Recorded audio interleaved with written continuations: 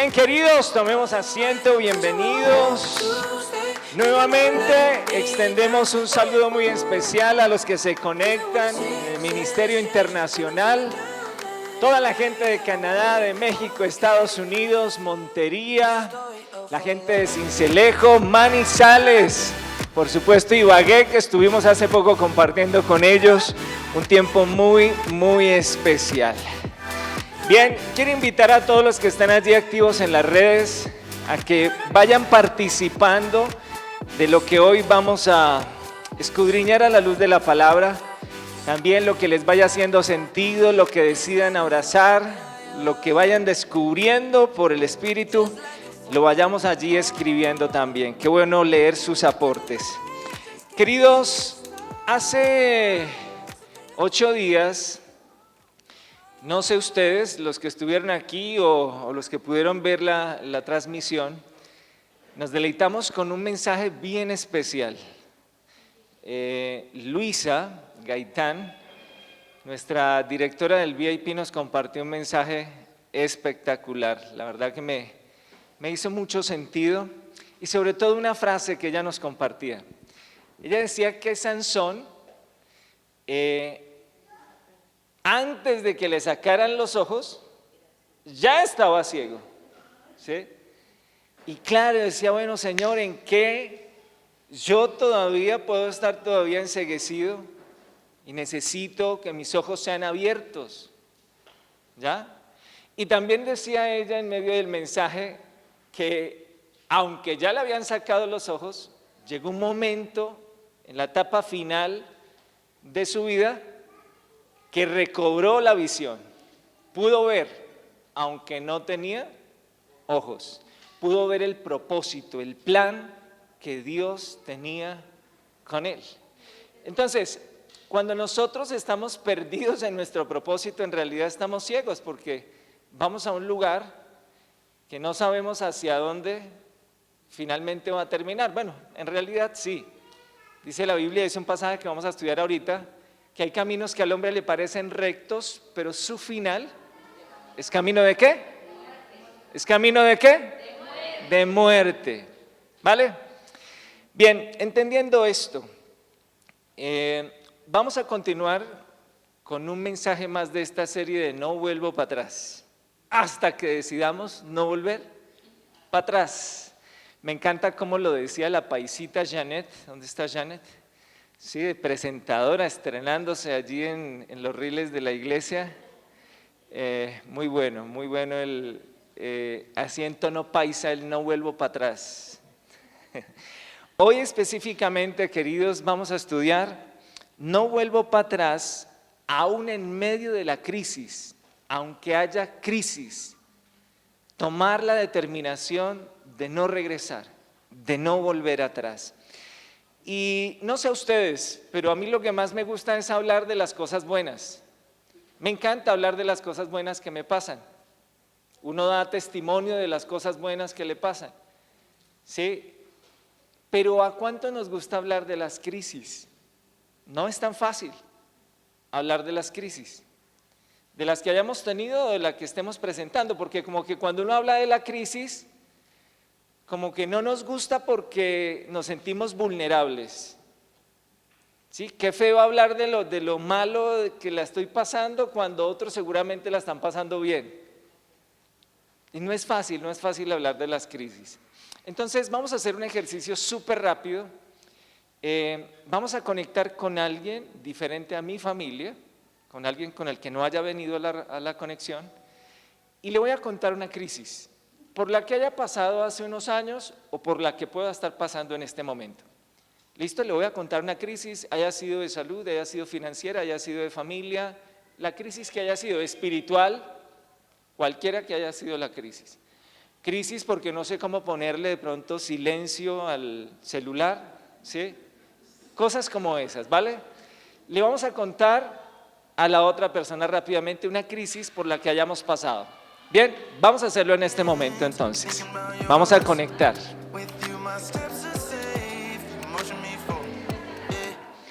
Bien, invito a Melissa, a Rubén a que hagan parte aquí del grupo de la conexión. Rubén, ahí vas a estar patinando, tranquilo.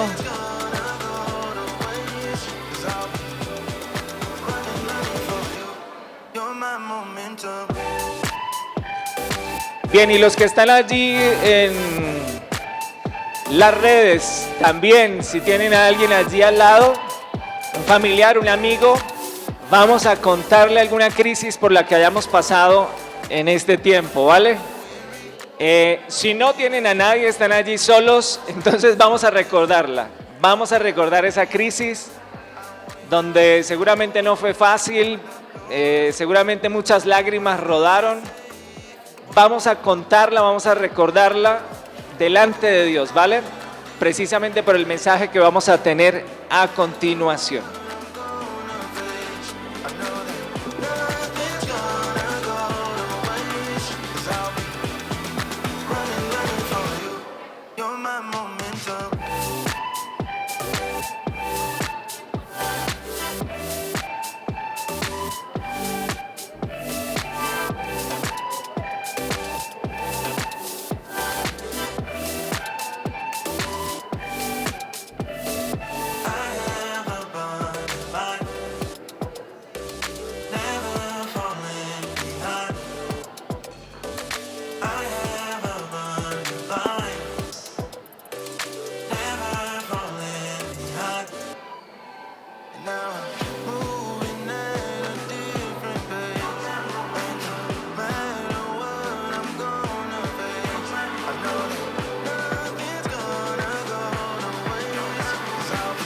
Listo, un minuto más, un minuto más.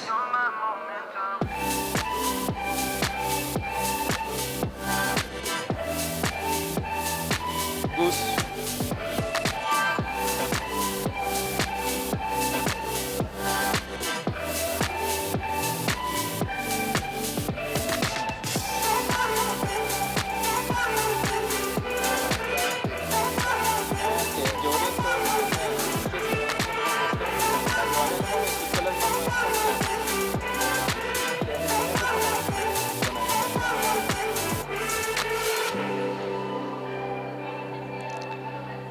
Muy bien.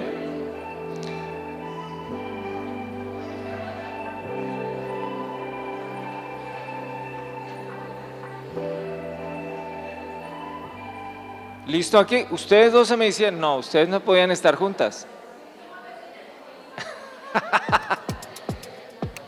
Pero venían juntas. Bien.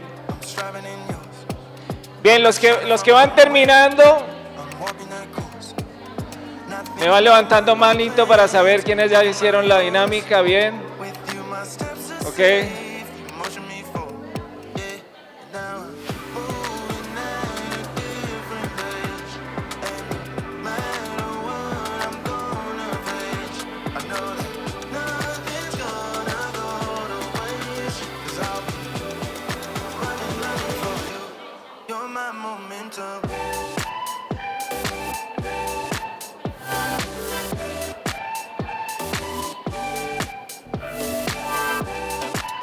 Muy bien, vamos terminando.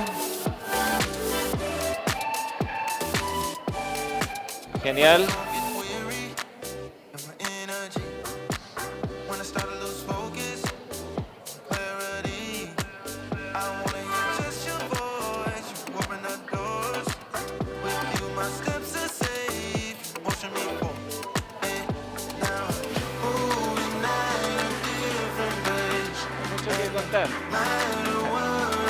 Muy bien, queridos, tiempo. Después siguen adelantando cuaderno.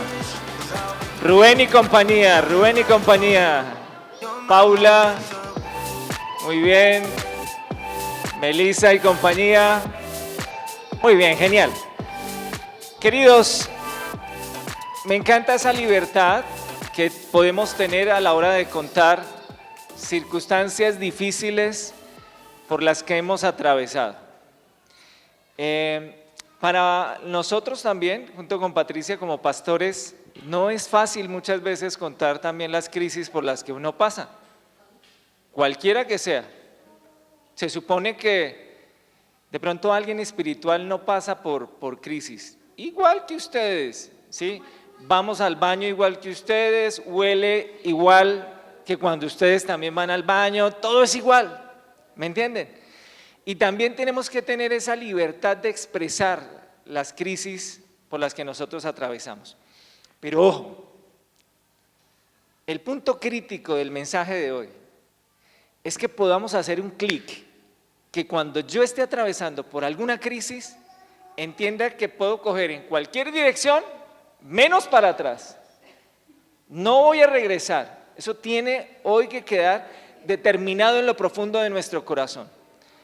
Mi papá decía, para atrás ni para coger impulso, ¿vale? Nada, vamos es para adelante. Y para adelante es para allá. ¿Ok? El pueblo de Israel vivió una cantidad de crisis impresionantes y era el pueblo elegido de Dios. Era el pueblo escogido. Se suponía que cualquier otro pueblo podía vivir crisis, pero menos el pueblo de Dios, el pueblo escogido.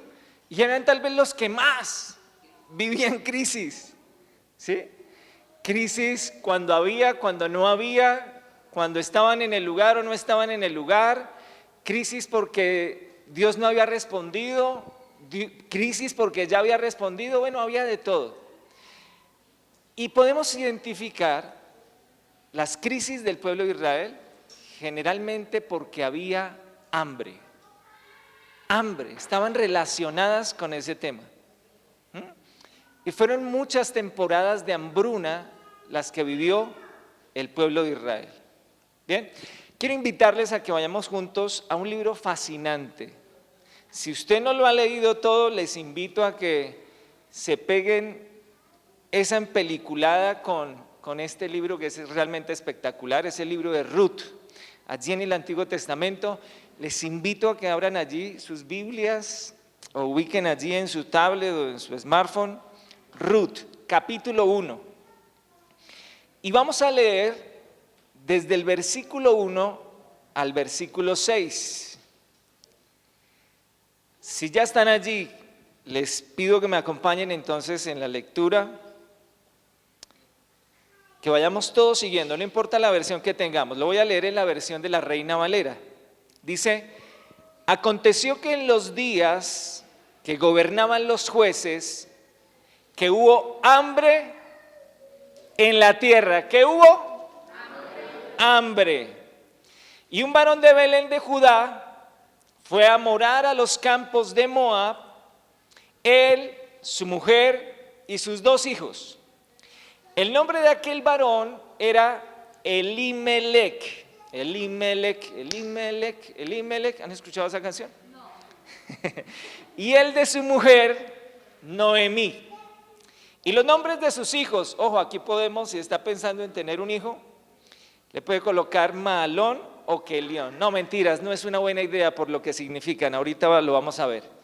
Ellos eran efrateos, ¿de dónde? De Belén de Judá.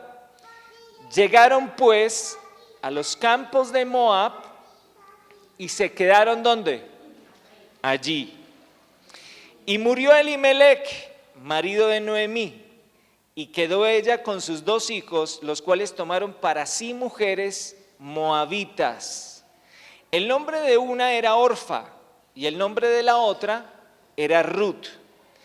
Y habitaron allí unos 10 años. ¿Cuántos años? 10 años. Y me perdí de la lectura. Ya. Y murieron también los 2. Murió Mahalón, murió Kelión, quedando así la mujer desamparada de sus 2 hijos y de su marido. Entonces se levantó con sus nueras y regresó a los campos de Moab, porque oyó en el campo de Moab que Jehová había visitado a su pueblo para darles pan. Muy bien, vamos a dejarlo hasta ahí. Seguramente algunos de ustedes ya han leído todo el libro de Ruth, saben toda la historia que se desenvuelve alrededor de esto. Quiero que hagamos una estación en algunas palabras claves para que podamos entender cómo se desarrolla el mensaje de hoy. Lo primero, nos dice la Biblia que era el tiempo de ¿qué? ¿Qué tiempo era? No, pero antes de eso me dice algo, ¿vieron los tiempos de qué? ¿De qué? Caudillos, sequía, de los jueces. Muy bien. O sea, nos ubica en una época. Nos ubica en una época de la historia. Y era donde los jueces eran los que dirigían, gobernaban el pueblo. Ahora, ¿cómo entiendo esto de manera fácil? El tiempo de los jueces, mis queridos, era un tiempo de gobierno teocrático. O sea, hasta ese momento de la historia bíblica, era Dios quien gobernaba al pueblo. Era Dios quien gobernaba, era Dios quien reinaba, era Dios quien dirigía a través de los profetas y a través de estos jueces. Pero era Dios mismo. ¿Cómo lo sigo entendiendo? ¿Cómo sigo interpretando bien este tiempo? Porque después de esto viene el tiempo de los reyes. Entonces, ya no era un gobierno teocrático, sino que ahora empezaba un gobierno, entre comillas, monárquico. Ya ellos eran los que reinaban, hombres, porque el pueblo de Israel empezó a exigirle a los profetas, en este caso a Samuel, que querían un rey como lo tenían las demás naciones de la tierra. Entonces, nos ubica el texto bíblico en un tiempo donde todavía Dios era el que gobernaba. Él era el rey, ¿ok?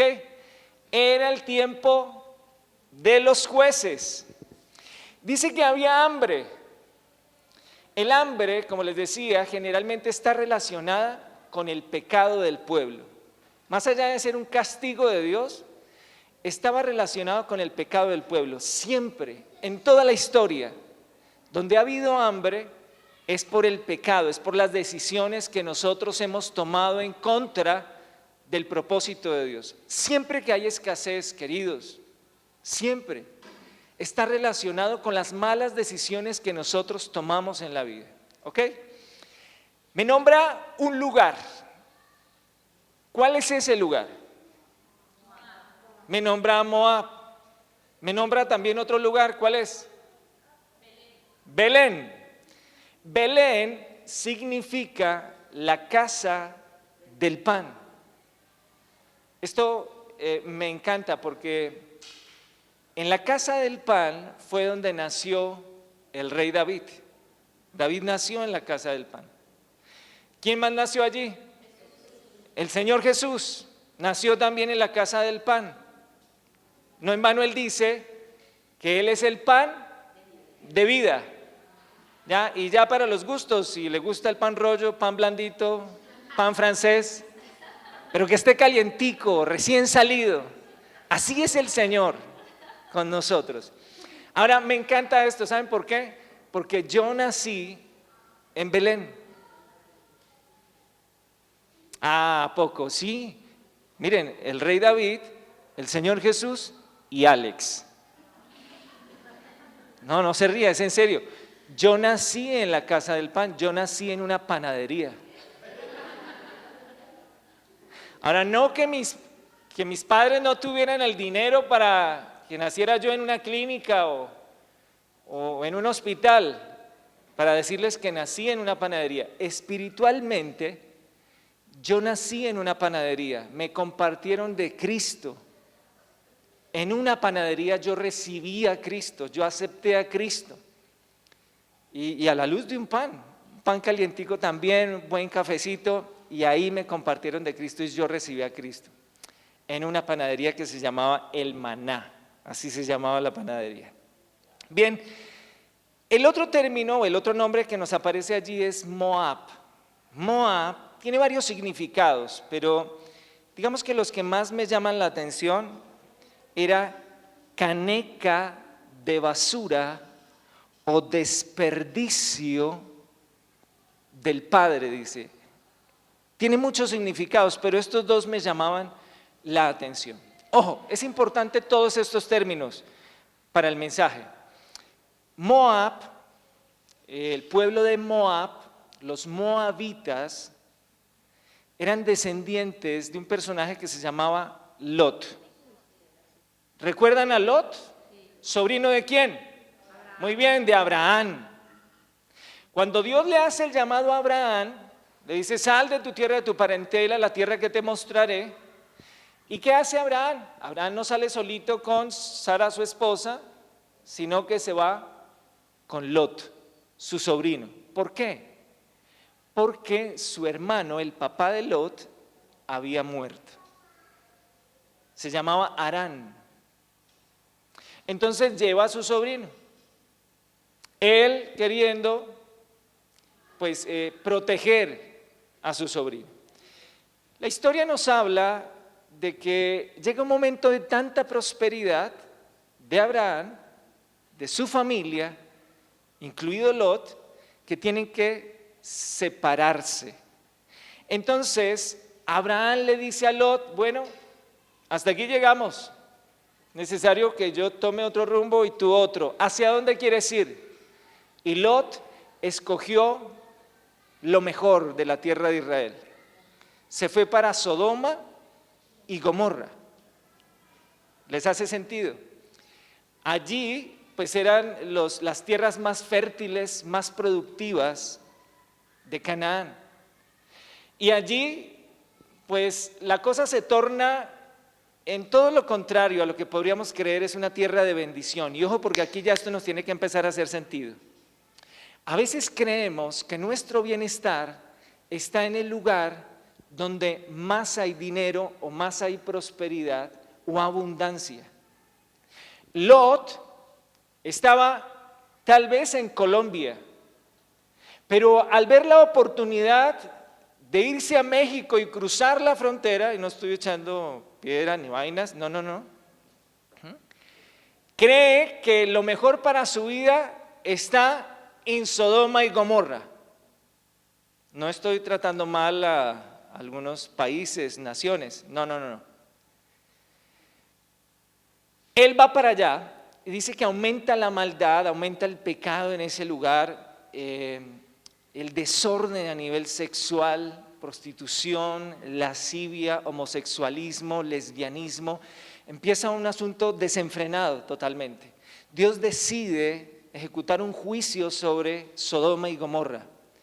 Pero entonces Lot, al ser descendiente de Abraham y Dios respaldando la promesa que él le había hecho a Abraham, le da una oportunidad a Lot y a su familia de salir de Sodoma y Gomorra. Recuerden que cuando Dios ya estaba a punto de destruirla, ellos salen corriendo y dice que la orden del ángel que les estaba guiando era que no miraran ¿a dónde? Ahora, ni siquiera mirar, mucho menos volver para atrás. La serie que estamos manejando. Ni siquiera podía mirar.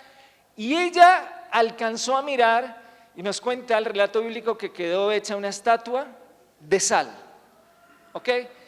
Lot, sus hijas avanzan y nos cuenta la historia que se refugiaron en una cueva. Estando en aquella cueva, no sé cuántos días específicamente pasaron allí, pero dice que las hijas de Lot lo emborracharon.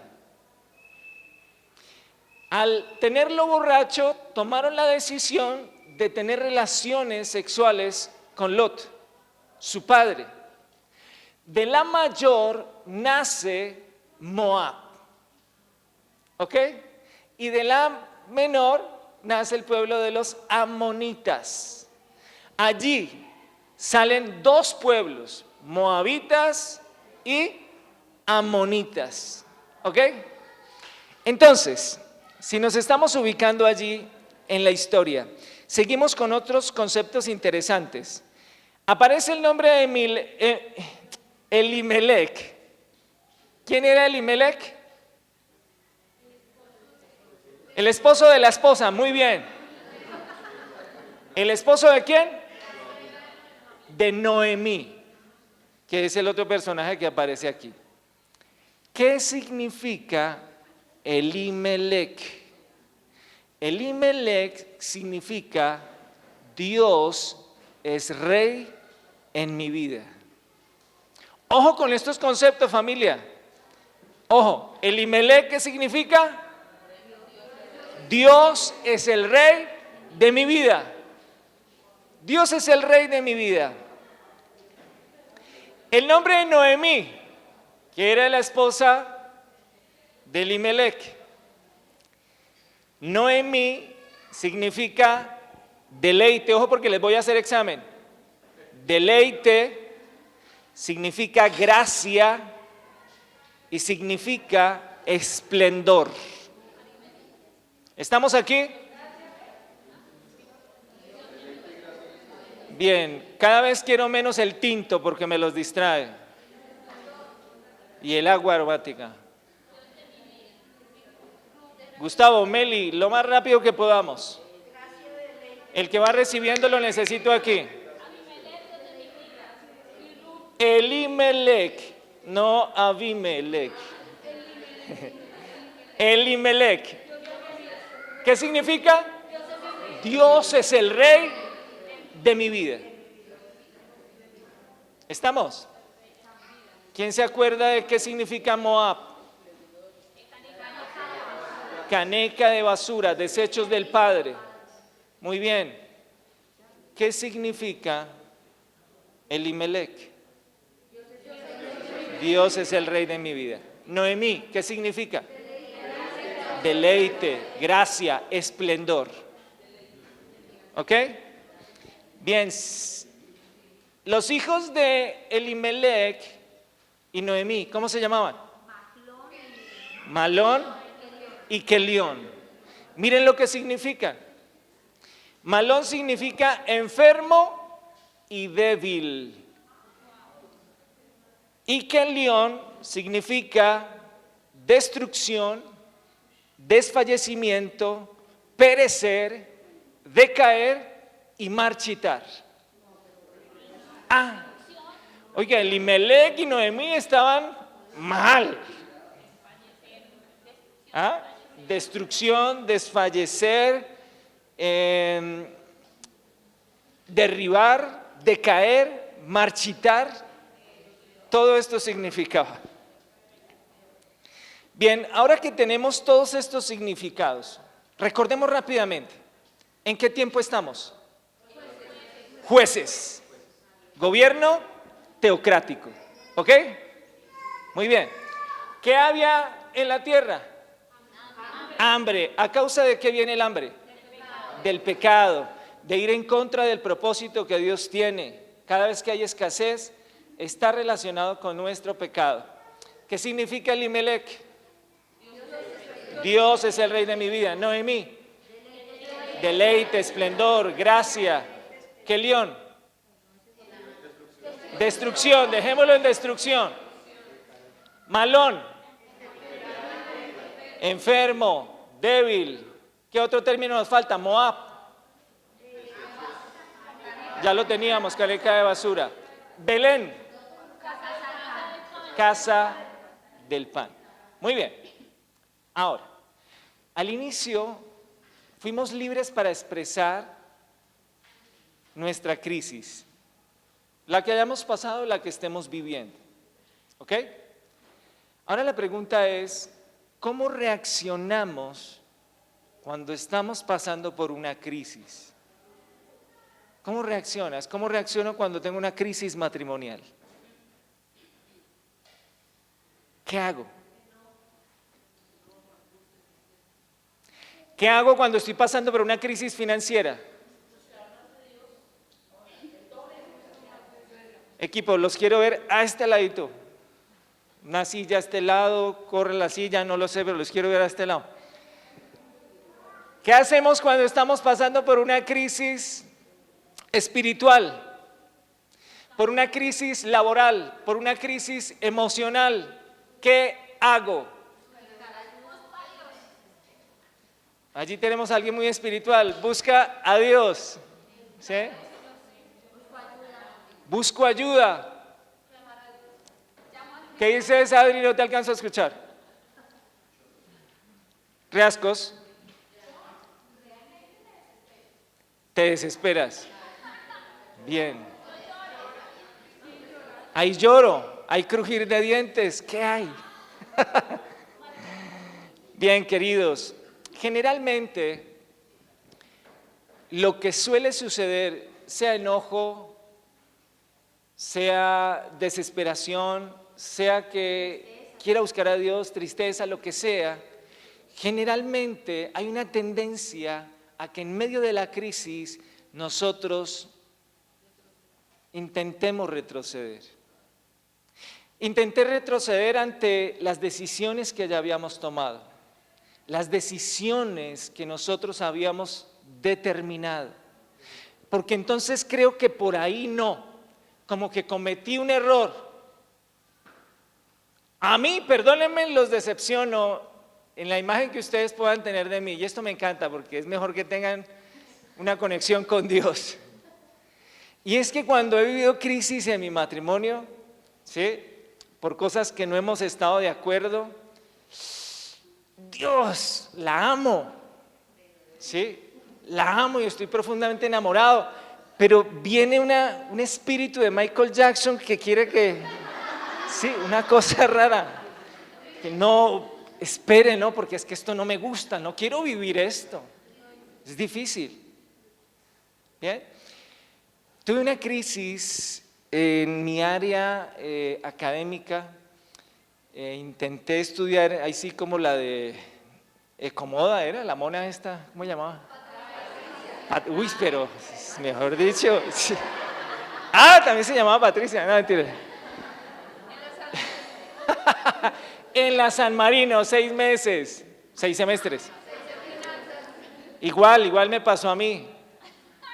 Hice 3 semestres en la Universidad de La Salle de Economía, después hice otro de Economía en la Piloto, bueno, eso como que la idea era hacer semestres en diferentes, y por circunstancias económicas volví atrás, no concluí, no llegué a la meta que me había trazado. Haya sido o no la voluntad de Dios, no quiero entrar a ese punto todavía. El tema es que regresé. El tema es que volví atrás, no seguí adelante por la crisis que viví. Y quiero que familias se ubiquen en cuántas cosas hemos regresado, en qué áreas de tu vida has regresado, por qué has vivido crisis. ¿Ok? ¿Qué estamos viendo aquí en este relato bíblico que es espectacular? Quiero decirles, es espectacular. Un hombre llamado Elimelech, con una identidad tan clara que su nombre significa Dios es el rey de mi vida. ¿Cómo si Dios es el rey de mi vida voy a regresar ante una crisis? Si estoy en compañía del más grande, del más fuerte, del más poderoso. ¿Cómo si Dios es el rey de mi vida voy a tener miedo?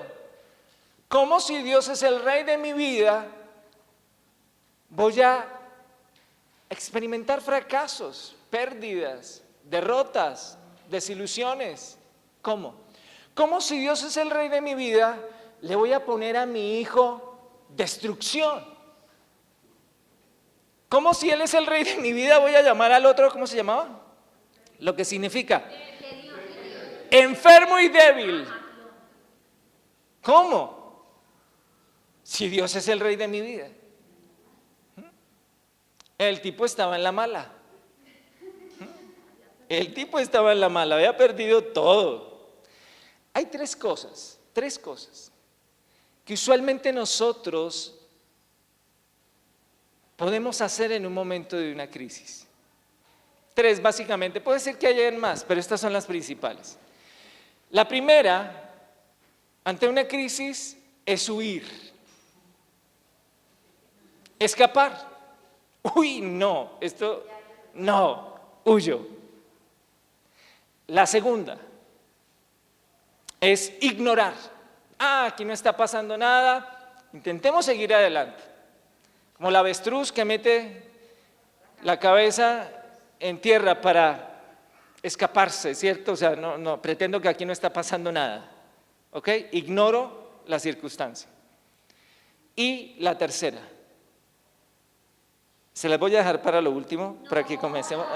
Bueno, está bien, les voy a dar el spoiler del final de la película. Enfrentar y vencer. Esa es la tercera, por supuesto. Pero el mejor vino lo vamos a dar de últimas. Huir. Proverbios capítulo 16, verso 25, dice, este no lo tienen en pantalla, si quieren anotarlo, Proverbios 16, 25, dice, hay camino que al hombre le parece derecho, recto, pero su fin es camino ¿de qué? De muerte. Ubicándonos en la historia, Elimelech, casado con Noemí, tiene 2 hijos, Kelión y Malón. Hubo crisis en la tierra, había hambre.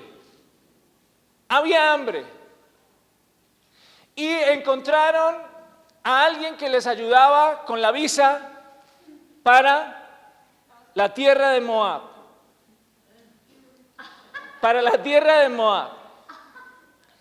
Ven el papayazo y deciden irse para Moab. ¿Por qué? Porque había una crisis en Belén, en Israel.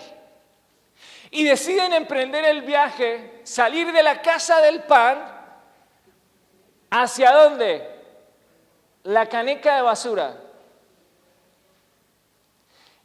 Cuando nosotros, en medio de una crisis, no estamos conectados con la fuente de nuestra sabiduría, con el propósito de nuestra vida, con el hecho de que Dios no ha dejado de reinar, no ha dejado de tener el control de todo esto, entonces resultamos tomando decisiones donde el remedio resulta más costoso que el problema o la enfermedad. Queremos buscar un cambio, pero a veces ese cambio resulta peor, en muerte. Hay caminos que al hombre le parecen rectos. Ir hacia Moab le pareció a Elimelech y a Noemí algo bueno. De lo contrario no hubieran tomado ese viaje, ese tour. A ellos les parecía bueno. Hay caminos que al hombre le parecen rectos, derechos, pero su fin es camino de muerte. Ante una crisis, cuando tú y yo decidimos ser fugitivos, escapar, huir del proceso. Puede ser que tú levantes la mano y digas, pero es que yo no tengo la culpa de que aquí haya hambre. Mis queridos, la Biblia dice que todos somos pecadores. Todos de alguna manera somos responsables de la crisis de una nación, de la crisis de un pueblo. Todos de una u otra manera somos responsables de la crisis que pueda vivir una familia. La pareja es igual de responsable, el varón y la mujer, de lo que se vive al interior de ese matrimonio. Son responsables. Y viene esa sensación de querer huir, de querer escapar, porque no nos gusta la crisis. Es difícil. Yo sé que Dios está hablando en esta mañana. y a mí es el primero. Bien. Porque no es fácil, la crisis no es fácil. Hay momentos donde claramente Dios sí te quiere sacar de ahí, de ese ambiente de crisis. Él te quiere sacar, porque seguramente te metiste allá no siendo el propósito de Dios. Yo mismo, o mejor nosotros, por ejemplo, nosotros fuimos sacados de una congregación. Les hemos compartido el pasaje donde Dios claramente nos habló. ¿Cómo hasta ese momento vivimos crisis? No, mis queridos, veníamos viviendo crisis desde hace mucho tiempo. Pero gracias a su misericordia, a su favor, pudimos escuchar fielmente su voz para saber si debíamos o no salir y en qué momento debíamos hacerlo. Porque de lo contrario hubiéramos escapado. Si no hubiera sido el momento, si no hubiera sido por la voz de Él, por la dirección de Él, hubiéramos huido. Si no hubiera habido esa guía, hubiéramos huido, hubiéramos escapado, hubiéramos resultado fugitivos del proceso que Dios quería hacer en nosotros. Entonces, ¿Dios envía una crisis? No lo sé. Algunas oportunidades sí, otras no. Pero lo que sí está claro es que si hay una crisis, Dios me la está permitiendo vivir. ¿Me entienden? Si Él no quisiera, no habría crisis. ¿La mandó Él? No lo sé. Pero si estoy viviendo una crisis, claramente Dios sí la está permitiendo en mi vida.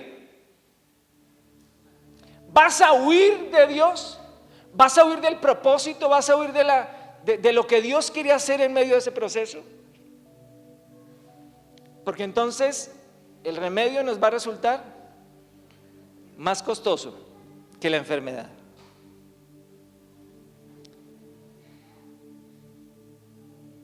¿Qué implicó la decisión que tomó Elimelech y Noemí? Si seguimos leyendo el relato, dice que el tipo se murió. Hay caminos que al hombre le parecen rectos, pero su final es camino ¿de qué? Literal. El tipo se murió.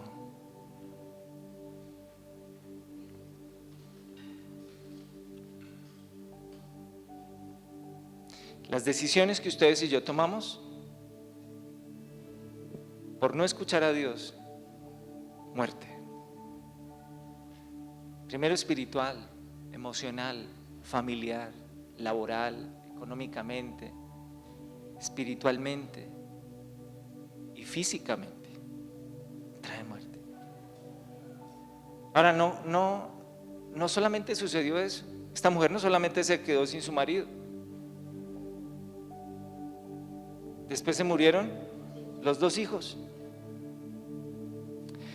Los hijos tomaron decisiones también allí en Moab. Se casaron con mujeres moabitas. No eran del pueblo de Dios. Eran enemigos, adoraban a otros dioses. Iban en contra del diseño y el propósito de Dios. El origen de ese pueblo, ¿cómo fue? Un incesto. Una mentira, un engaño. Las hijas engañaron a su padre, violaron a su padre. Bueno, no sabemos qué tan borracho estaba, pero, o sea, un desorden total. Pero como estamos en tierra de Moab, como estamos en la caneca de la basura, pues revolquémonos aquí. Untada la mano, ¿sí? ¿Me entienden todo lo que puede venir fruto de una mala decisión porque estamos viviendo un momento de crisis?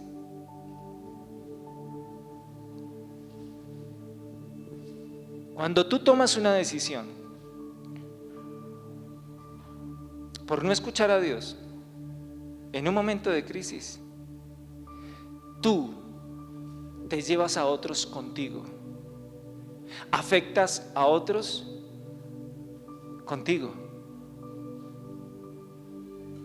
Le esparces basura a todos los que están alrededor también. Ah, no, pero yo sí soy soltero, entonces toda decisión que tú tomes, tú tienes un radio de acción que Dios te ha entregado, un grado de dominio, de influencia. Y el tema es que esto no solamente afecta a los que están ahí tampoco, a toda la descendencia, mis queridos, porque todo el pueblo de Moab venía fruto de esa mala decisión. Ahora, si queremos seguir buscando culpables, ¿quién se llevó a Lot? Y no era dirección de Dios. No voy a escuchar a Dios. Ese reloj no es de Dios. Me están diciendo que me quedan ya 5 minutos. Bien. Quiero que miremos rápidamente las otras 2 acciones. Pero antes, nombrarles, Santiago 4:7 dice, Santiago 4, no, estamos para terminar el primero. el de huir. Santiago 4:7 dice, resistid al diablo. ¿Y quién es el que tiene que huir? Entonces, si tú eres el que decide huir, ¿qué estás declarando sobre tu vida? ¿Ah?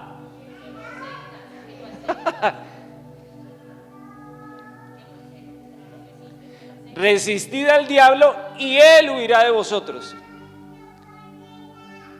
Pero si tú eres el que termina huyendo, ¿quién eres tú?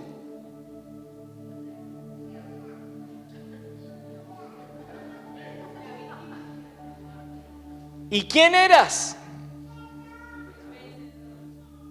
Eras el que decreta, el que declara, Dios es el rey de mi vida. Si Él es el rey, yo soy su príncipe. Ojo con las crisis, queridos. Todos las vivimos. Algunos más que otros. Por nuestra torpeza, por la dureza de nuestro corazón, por el pecado que todavía sigue morando, aunque somos hijos de Dios y queremos hacer las cosas bien, pero viene el engaño del enemigo y toma lugar en medio de esa crisis y te lleva a tomar decisiones peores para acabarte de hundir, meterte literalmente en una caneca de basura. El que tiene que huir es el enemigo, ese es el diseño de Dios. No tú de la crisis, no, el enemigo que te envuelve es el que tiene que huir para que en ti siga el proceso de Dios, porque te está madurando, te está perfeccionando. Ayer en una conferencia en la que estábamos había un término que decía que la madurez no es el grado de años que tienes, la cantidad de años que tienes, sino cuánto tiempo has estado en intimidad con Dios. ¿Cuánto tiempo has conocido al Rey de tu vida que te respalda en esta y en cualquier otra crisis? Porque nada es más grande que el amor, el poder y la misericordia de Dios sobre tu vida.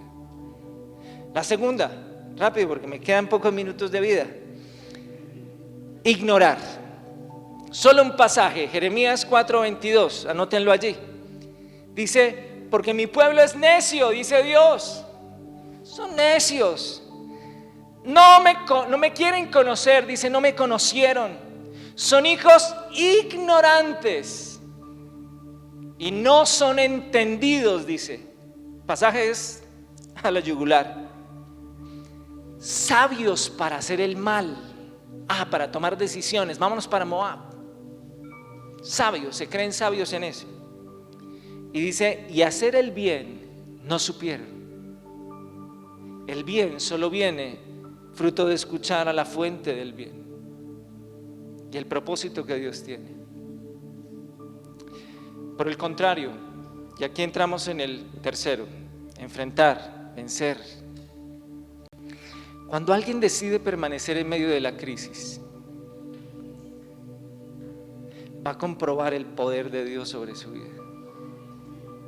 Va a comprobar la identidad y de lo que Dios hizo en ti, de lo que tú estás hecho, porque estamos hechos del Espíritu de Dios, somos hechos a imagen y semejanza de Dios.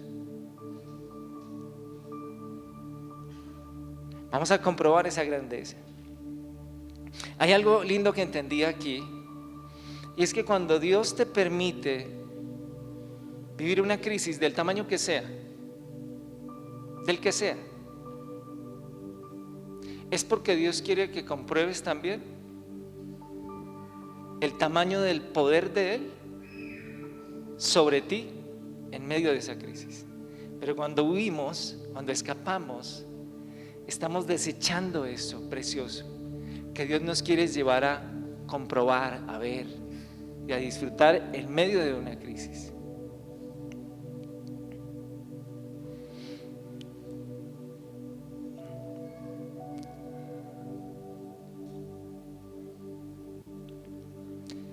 La evidencia de que Dios nos permita vivir una crisis es la evidencia de que nosotros ya somos vencedores ante esa crisis. ¿Les hace sentido? Si Dios permite que algo comience, es porque Él ya lo terminó. ¿Recuerdan lo que nos dice Isaías? Capítulo 46 dice: yo soy Dios, no hay otro como yo, porque solo yo puedo contar el final desde el principio. Cuando Dios termina algo, entonces lo empieza a hacer evidente para nosotros. Cuando Él permite que algo tenga un inicio, es porque Él ya lo terminó en el tiempo de Dios. Si Dios nos permite vivir una crisis, si Él permite que eso venga a nuestra vida, en esa crisis ustedes y yo ya somos vencedores. De lo contrario, Él no la permitiría.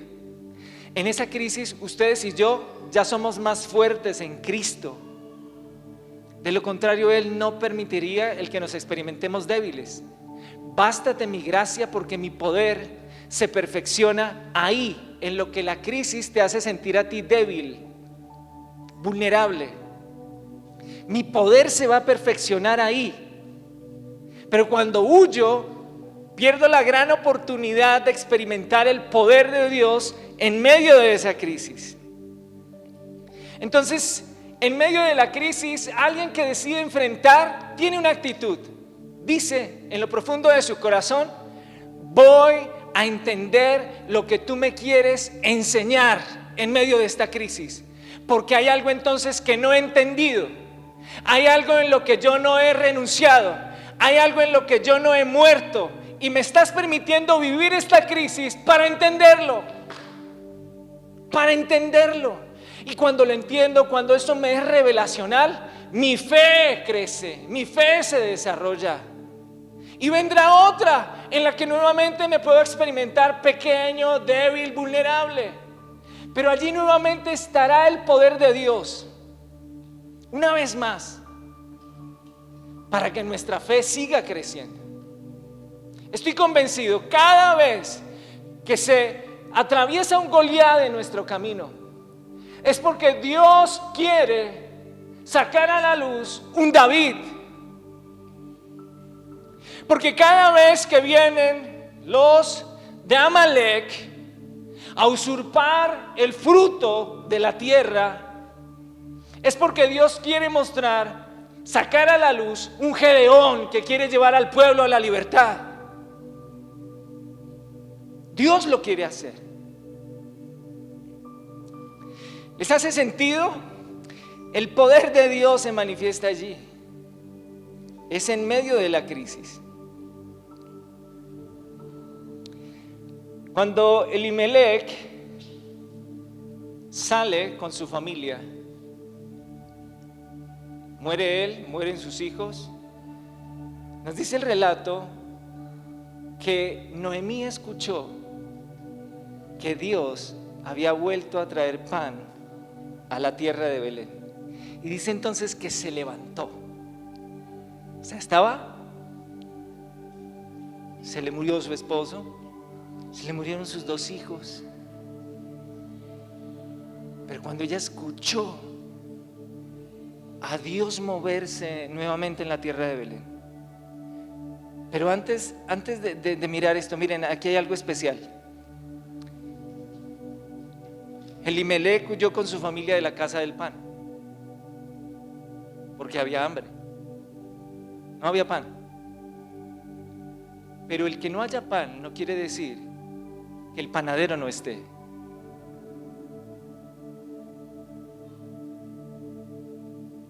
Familia, que no haya pan, no hay problema. El problema es que no esté el panadero. Si está el panadero, tranquilos.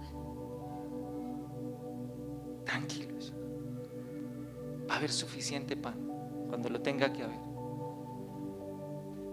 Y hoy quiero decirte en este día,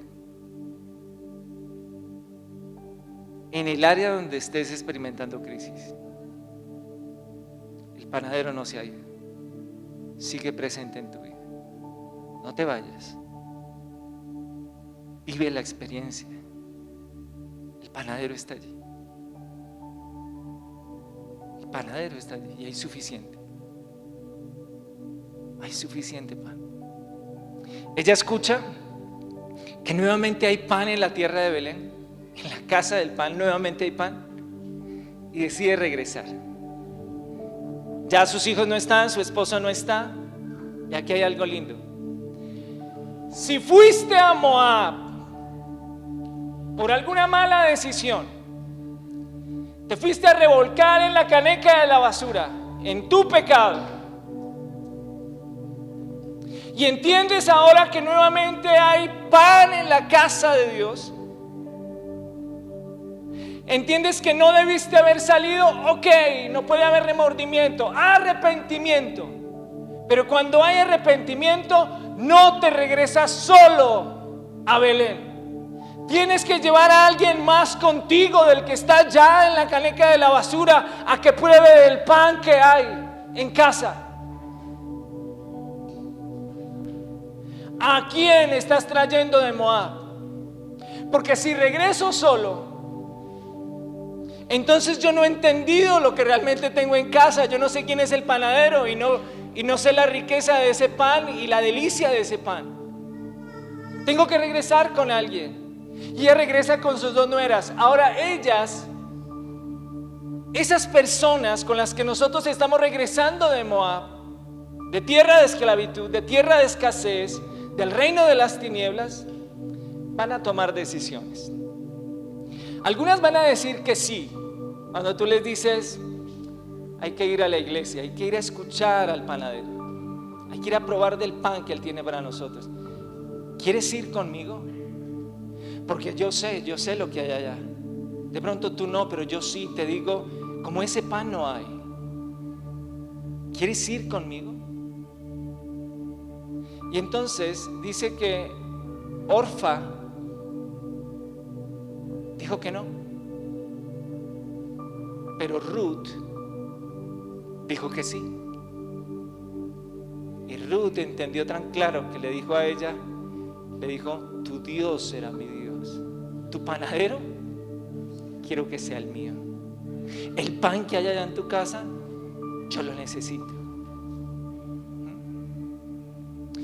Y los que conocen toda la historia del libro de Ruth hace parte del linaje, una moabita, alguien de la caneca de la basura, hace parte del linaje de Jesús. De Jesús. Cuando llegan allá se casa con un hombre llamado Boz, como el de Buzz Lightyear, el de Boz era el duro de la tierra de Belén. Boz era el Bill Gates. Boz era el tipo con más plata. El dueño de Tesla era el tipo. Viajes a la luna, todo, el tipo era el duro. Boz. Y comenzó una nueva descendencia, una nueva esperanza. Se transformó todo. ¿Por qué? Porque regresaron a donde Dios los había plantado. En el área de tu vida donde hayas decidido escapar, esta es la palabra: vuelve. Porque el panadero nunca se fue y hay pan en abundancia para ti. Hay pan en abundancia. Mis queridos, esto tiene todo que ver en cada una de las áreas de nuestra vida. No volver atrás. No, ahora que ya estás en la casa, ¿qué vas a ir a hacer a Moab? A experimentar muerte. Porque eso es el mundo, mis queridos. Es muerte y es destrucción. Es enfermedad y es debilidad. ¿Cuántos hay aquí que dicen: Dios es el rey de mi vida, Dios es el panadero de mi vida? ¿Cuántos hay aquí? ¿Cuántos que están aquí están dispuestos a no regresar a Moab? Amén. Vamos a ponernos en pie, vamos a orar.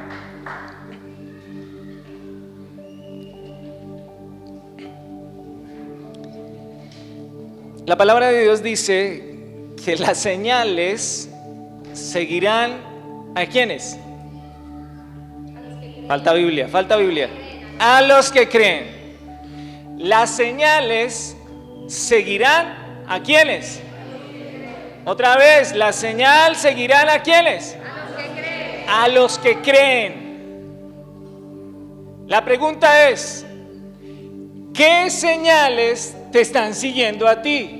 Y te diré, en el panadero que tú crees. Las señales siguen a los que creen. ¿Qué señales te están siguiendo a ti? ¿Hambre? ¿Muerte? ¿División? ¿Escasez? ¿Qué señales nos están siguiendo? Mírenlas. ¿Qué es lo que usted está viviendo? Porque eso es lo que usted cree. Dime qué señales tienes y te diré en quién crees. Padre, gracias por este increíble tiempo que tú nos has regalado. Gracias, Señor, por tu presencia.